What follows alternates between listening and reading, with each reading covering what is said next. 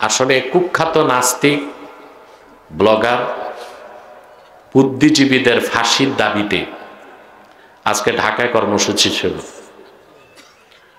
এটা বৈষম্য বিরোধী কারা আন্দোলন যারা করেন, এক ঝাঁক মর্দে মুজাহিদ, আলহামদুলিল্লাহ। পত্রিকায় তাদের নাম নাই, বক্তা হিসেবে ভাইরাল না, কিন্তু কলিজা ভরা দিনের দরদ আছে তাদের। তারা এই কুখ্যাত ব্লগার নাস্তিক তসলিমা নাসরিন ও তার উত্তরসূরি যারা,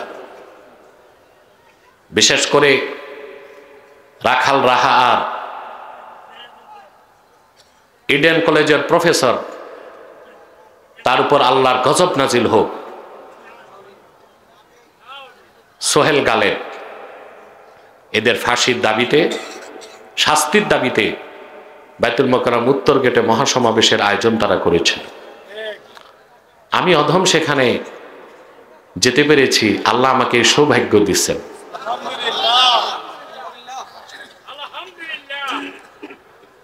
আমার ও ওলামায়ে কেরামের বক্তব্যগুলো স্যাটেলাইট চ্যানেলগুলো দেখাচ্ছে, সোশ্যাল মিডিয়াতেও এসেছে। আমাদের মিছিলটা উত্তর গেট থেকে বের হয়ে প্রেস ক্লাব হয়ে দৈনিক বাংলার মোড়ে এসে মুনাজাত করার কথা, কিন্তু এক ঝাঁক মর্দে মুজাহিদের ইচ্ছা শাপলা চত্বর যেতে হবে। আমরা গিয়েছি শাপলা চত্বর,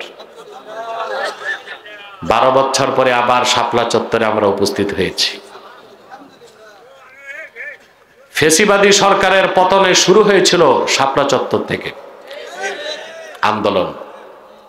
সে আন্দোলনের ধারাবাহিকতায় 2024-এর 5ই আগস্ট ফেসিবাদীর নায়িকা তার গোষ্ঠী সুদ্ধা দেশ ছাড়ছে।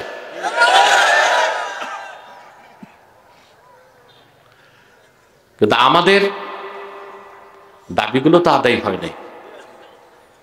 আমরা শাপলা চত্বরে আবার শুরু করেছি, ইনশাল্লাহ 13 দফা দাবি আদায়ের পরই মুসলমান ঘরে ফিরবে ইনশাল্লাহ। দুনিয়ার কোন পরাশক্তি অপশক্তি নাই। এবার কোরআনপন্থীদের যে বিপ্লব হবে তা ঠেকাবার কোন শক্তি বাংলাদেশে না।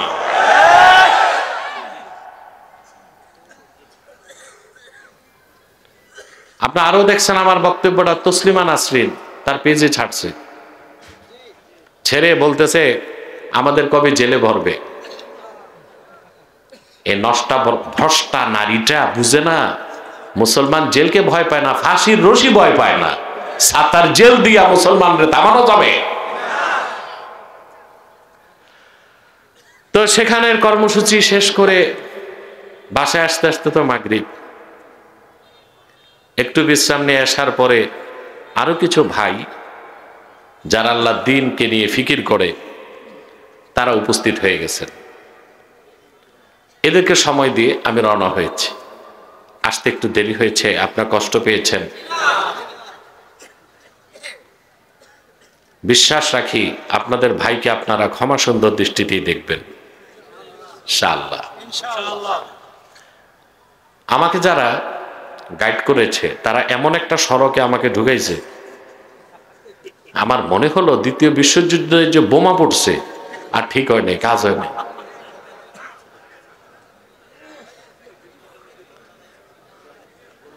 তা আমি তো আসতে একটা ভারী গাড়ি নিয়ে আসছি, অনেক ভারী গাড়ি। আগে জানলে ঘোড়ার গাড়িতে আসতাম। সে যাই হোক, খুবই ক্লান্ত হয়ে গেছে এই পটটুক পাড়ি দিতে। আমার মনে হয় 6-7 কিলো হবে বেডিশ্বর থেকে পিতাম্বরদী। তো যতটুকু কষ্ট পাইছি আপনাদের এই হাসি মুখগুলো দেখে সব কষ্ট চলে গেছে আলহামদুলিল্লাহ। আপনারাই তো আমার সুখের দুঃখের সাথী, আপনাদের সাথে রাগ করি, অভিমান করি, আনন্দ করি আলহামদুলিল্লাহ। প্রিয় ভাইরা, আল্লাহর কোরআন কারীম শোনার জন্য বসে আছেন, ঠিক না? প্রতি শ্বাসে 10টি নেকি পাচ্ছেন। রহমতের ফেরেশতারা নিরাপত্তার চাদরে আপনাদেরকে ঘেরাও করে রেখেছে। বাড়ি থেকে বের হয়েছেন, ফেরেশতাদের পাখার উপর পা রেখে হেঁটে হেঁটে এসেছেন। আকাশে জমিনে আপনাদের জন্য গুনাহ মাফের দোয়া চলছে। নদী আর সমুদ্রে কোটি কোটি মাছ আপনাদের জন্য আল্লাহর কাছে গুনাহ মাফের দোয়া করতেছে। সুবহানাল্লাহ। হতে পারে কাল কিয়ামতের দিনে একটা রাতের কোরবানি নাজাতের ওসিলা হয়ে যাবে। এ বিশ্বাস আছে? আলহামদুলিল্লাহ বল। আমরা খুশি? বেজার শুধু শয়তান, আর শয়তানের চেলাচামুন্ডারা বেজার। অবশ্য এখন শয়তানের চেলাচামুন্ডা কমছে না? শয়তানের চেলাচামুন্ডা এখন 3 জায়গায় আশ্রয় নিয়েছে। কয় জায়গায়? জেলে, জঙ্গলে আর ঢাকা বিশ্ববিদ্যালয়ে। কয় জায়গায়? পরাজিত যেগুলো এগুলো আছে জেলে, আর কিছু আছে আসাম আর ত্রিপুরার জঙ্গলে। কাঁটাতারের বেড়া দিয়ে উকি দিয়া মাঝে মধ্যে হয়তোবা দেখে সোনার বাংলা কেমন আছে, দেখে সব ঠিক আছে, ওরাই নাই। আলহামদুলিল্লাহ। আর ভারতের হিন্দুত্ববাদের এজেন্ট চেলা চামুন্ডারা পালাইছে। শাহরিয়ার কবির, মুরগি চোরা, মুনতাসির মামুন কিছু জেলে, কিছু ভাগছে।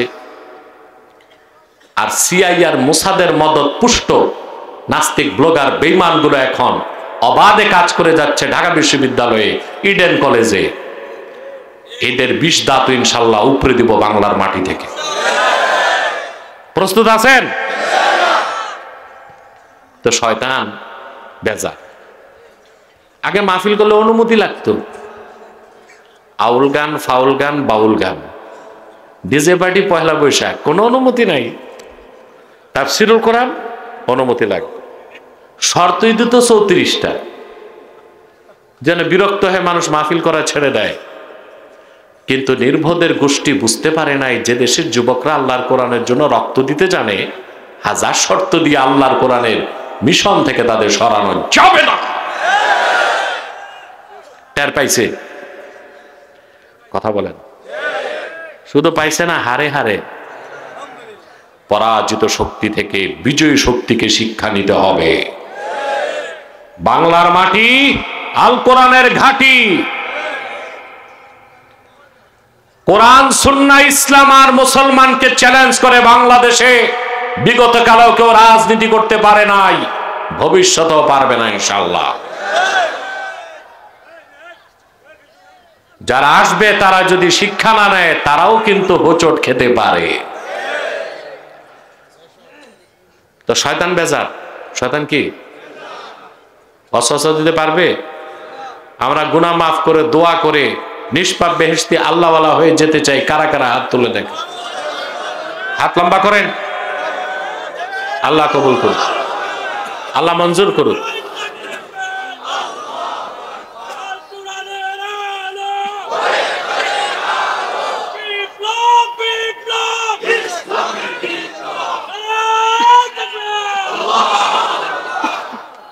প্রিয় বন্ধুরা, আপনারা যারা দাঁড়িয়ে আছেন, আমি জানি না আপনারা কে কে খান বাহাদুর আহসানুল্লাহ নাতিপুতি, তবে আল্লাহর হস্তে বসেন। একদম ডান পাশের একটা কোনায় কিছু জায়গা খালি আছে, ওদিক চলে যান। মাহফিলটা যত সুন্দর করবেন আপনাদের কবর তত সুন্দর হবে। বসে যান। ওখানেই বিছানা থাকলে বসেন, ফাঁকে ফাঁকে ঢুকেন। বিছানা নাই তাতে দাঁড়ায় থাকেন, তাহলে অনুমতি আছে। ডান পাশের কোনাটায় যদি বসতে পারতেন ভালো হতো। পিছনে যারা আপনারা চলে যান, ওই কোনাটায় বসেন। ওখানেও মনে হয় বিছানা নাই। আরিফ কোথায়? আগামী বছর পর্যাপ্ত বিছানার ব্যবস্থা রাখতে হবে, প্যান্ডেলের বাইরেও যেন মানুষ বসতে পারে। না, মাইক ধরেন না হুমায়ুন সাহেব, ওটা ধরলে ডিস্টার্ব হবে। সম্মানিত সুধী, আমি আজকে আপনাদের সামনে তেলাওয়াত করেছি সূরাতুল আ'লা থেকে। কোন সূরা? সূরাটি মাক্কি সূরা। এই সূরাতে আল্লাহ তাআলা 19টি আয়াত নাজিল করছেন। কতটি আয়াত? আমি 6টা আয়াত তেলাওয়াত করছি মাঝখান থেকে। এই 6টা আয়াতকে কেন্দ্র করে নির্ভরযোগ্য মুফাসসির এবং মুহাদ্দিসগণের দৃষ্টিকোণ থেকে আপনাদের ইহকালীন কল্যাণ এবং পরকালীন মুক্তির জন্য দিক ও নির্দেশনামূলক কিছু বক্তব্য উপস্থাপন করতে যাচ্ছি। যদি আল্লাহ তাআলা আমাকে ও আপনাদেরকে তৌফিক ভিক্ষা দান করেন, বলুন আল্লাহুম্মা আমিন। আমার সঙ্গে আপনারাও পড়বেন, যেন প্রতিটি অক্ষরের নূরকে আল্লাহ তাআলা আমাদের সিনায় উদ্ভাসিত করে দেন। জবান ছেড়ে পারবেন? আউযু বিল্লাহি মিনাশ শাইতানির রাজীম। বিসমিল্লাহির রাহমানির রাহিম। ونيسرك لليسرى فذكر إن نفعت الذكرى سيذكر من يخشى ويتجنبها الأشقى الذي يصلى النار الكبرى ثم لا يموت فيها ولا يحيا صدق الله العظيم وصدق رسوله النبي الكريم ونحن على ذلك من الشاهدين والشاكرين والحمد لله رب العالمين। আল্লাহ তাআলা সূরাতুল আ'লাতে তার হাবিব মুহাম্মদ সাল্লাল্লাহু আলাইহি ওয়াসাল্লামের উপর অবতীর্ণ কোরআনে তার হাবিবকে বলেন, ওয়ানুয়াসসিরুকা লিল ইউসরা। সুবহানাল্লাহ। এটা ব্যাখ্যায় ইবনে কাসির লেখেন, আল্লাহ তার হাবিবকে সান্ত্বনা দিলেন ইসলামের সূচনাতেই। ওয়ানুয়াসসিরুকা লিল ইউসরা আই নুশাররিউ লাকা দীনান কাইয়্যিমান মুস্তাকিমা। সুবহানাল্লাহ। সামহাতান লা উসরা ফীহি ওয়ালা ইওয়াজাজ। মুহাম্মদ সাল্লাল্লাহু আলাইহি সাল্লাম, আমি আপনাকে, আপনার জন্য দিনকে, আপনাকে যে দিন দিচ্ছি, এই দিন ইসলামকে, এই শরীয়তকে আমি খুব সহজ করে দিব। যে দিন ইসলাম হবে পরিপূর্ণ, বুঝার জন্য সহজ, মানার জন্য সহজ। সুবহানাল্লাহ। যেই দিন ইসলামে থাকবে না অযৌক্তিক বাড়াবাড়ি, আবার থাকবে না সীমাতিরিক্ত ছাড়াছাড়ি। সুবহানাল্লাহ। থাকবে না অযৌক্তিক বাড়াবাড়ি, আবার থাকবে না সীমাতিরিক্ত ছাড়াছাড়ি। এমন একটা দিন, এমন একটা শরীয়ত আপনাকে আমি দিব, আপনার মাধ্যমে বিশ্ব মানবতার কল্যাণে। বলেন সুবহানাল্লাহ। فذكر إن نفعت الذكرى فذكر أي إذهم إن نفعت الذكرى। মানব জাতিকে আপনি উপদেশ দিন, ওয়াজ করুন, সুবহানাল্লাহ, নাসিহা করুন, যদি তা তাদের উপকার দেয়।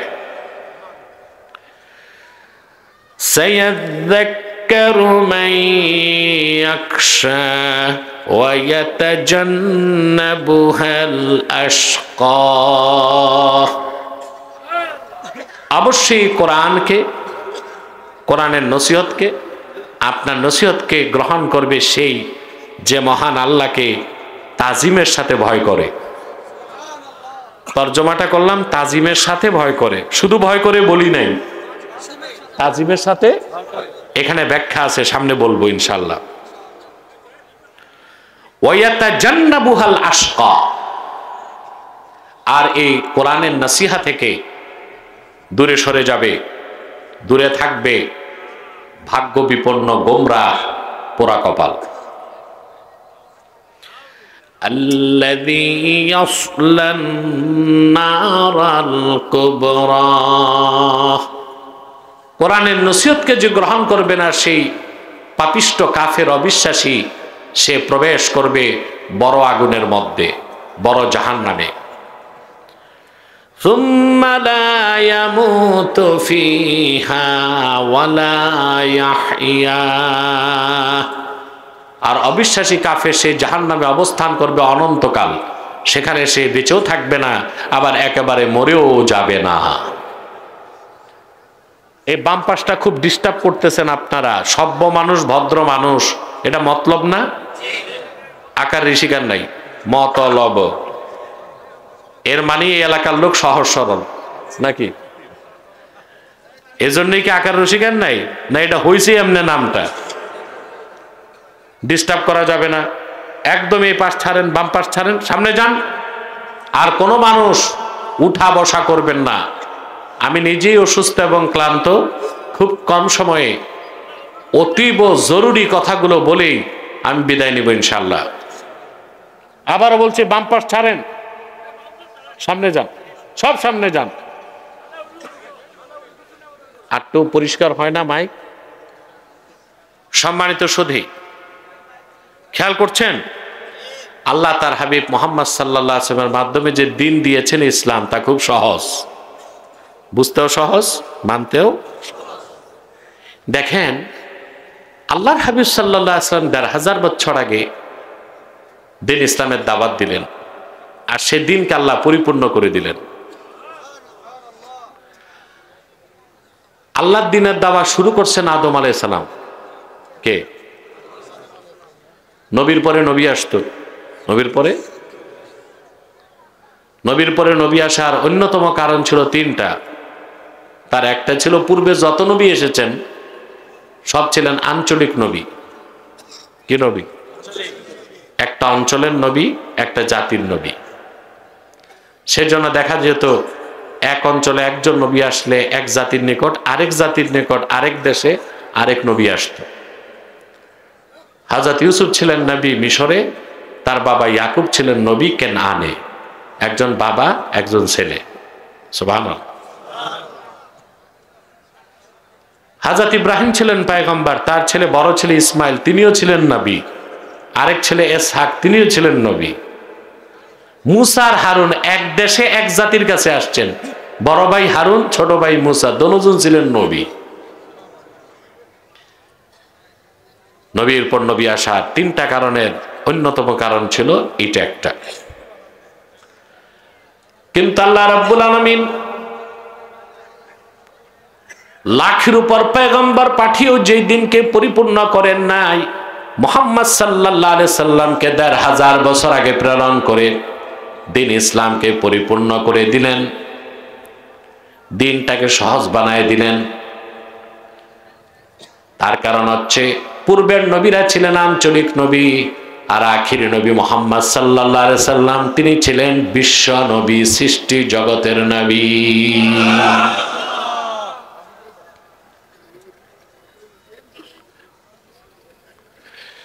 আল্লাহ রাব্বুল আলামিন বলেন,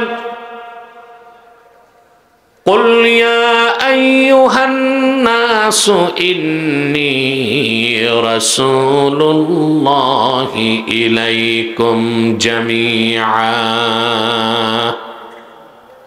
হে মানব জাতি, আল্লাহর হাবিব বলেন, আল্লাহ বলেন মুহাম্মদ সাল্লাল্লাহু আলাইহি ওয়াসাল্লাম, আপনি বলুন, হে মানব জাতি, আমি তোমাদের সকলের জন্য আল্লাহর পক্ষ থেকে রাসূল হিসেবে এসেছি। সুবহানাল্লাহ। পূর্বে নবীর পর নবী আসার আরেকটা কারণ ছিল, যারা দিনের দাওয়াত নিয়ে আসতেন। নবীর পরে নবী আসতো, কারণ আল্লাহ তো দিন পরিপূর্ণ করার চিন্তা ছিল না। তো একজন নবী যা কাজ করতেন, বাকি রেখে গেলে আরেক নবী এসে বাকিটা ধরতেন, আরেক নবী এসে বাকিটা। ইমাম ফখরুদ্দিন রাজি তাফসির কবির সূরা আহজাবের 40 নম্বর আয়াতের ব্যাখ্যায় লেখেন,